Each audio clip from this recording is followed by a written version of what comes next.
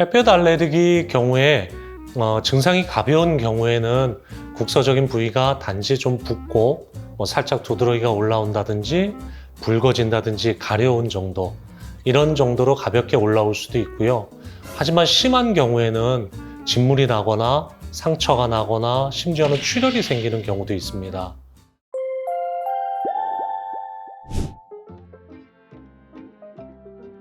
강한 햇볕에 피부가 노출이 되었을 때 붓거나 가렵거나 이런 반응이 나타날 때 햇볕에 의한 햇볕 알레르기라고 합니다.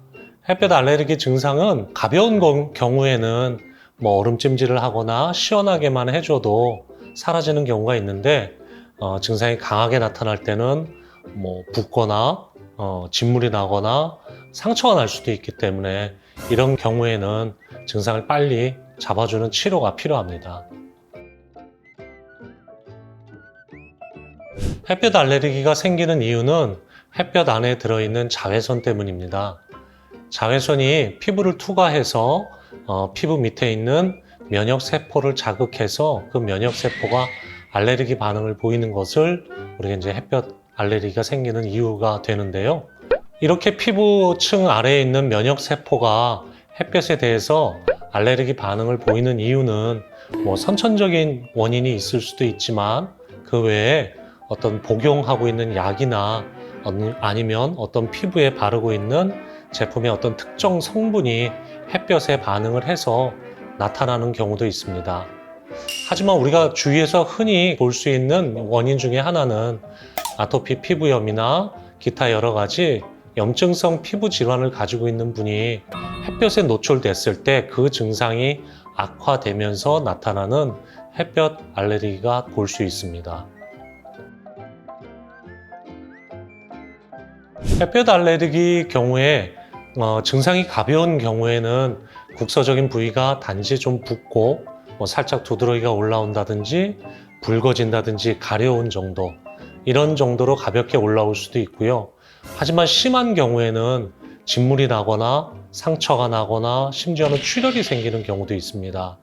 그렇기 때문에 이러한 경우에는 빨리 신속하게 증상을 진정시켜 주는 게 무척 중요하고요. 실제적으로 이렇게 강하게 증상이 나타나거나 아니면 증상이 나타났는데 신속하게 증상을 진정시켜 주지 못하는 경우에는 만성 일광성 피부염으로 변하는 경우들이 흔히 있습니다. 햇볕 알레르기 같은 경우에는 햇볕을 가능한 피해주는 게 가장 최우선입니다. 그래서 방법으로는 자외선 차단제를 바른다든지요, 아니면은 여름철에 우리가 피서를 가서 너무 심하게 햇볕에 태운다든지 이러한 것들을 피해준다든지요, 아니면 여름이라도 이렇게 시원한 긴팔 옷을 입어서 햇볕이 직접 피부에 닿는 것, 그러한 상황을 좀 피해주는 게 가장 중요한 예방법입니다. 우선 햇볕 알레르기가 선천적인 문제인지 아니면 어떤 후천적인 다른 문제인지를 좀 구별을 하는 게 중요한데요. 만약에 후천적으로 어떤 복용하고 있는 약이나 피부에 바르고 있는 어떤 제품에 들어있는 화학적인 물질로 인해서 증상이 심해지는 경우에는 당연히 그런 제품을 사용하는 걸 피하는 것이 중요하겠죠. 하지만 선천적으로 면역계의 교란이나 면역세포의 알레르기 반응으로 인해서 나타나는 경우에는 면역 체계를 안정시켜줘서 면역세포들이 면역 반응을 일으키지 않도록 최대한 안정시켜주고 진정시켜주는 치료를 통해서 햇볕 알레르기의 반응의 정도를 현저히 줄일 수 있고 치료할 수 있습니다. 피부에 염증이 있을 때는 어떤 현대의학적인 치료를 통해서 피부의 염증을 신속하게 잡아주는 것이 가장 우선이 되고요.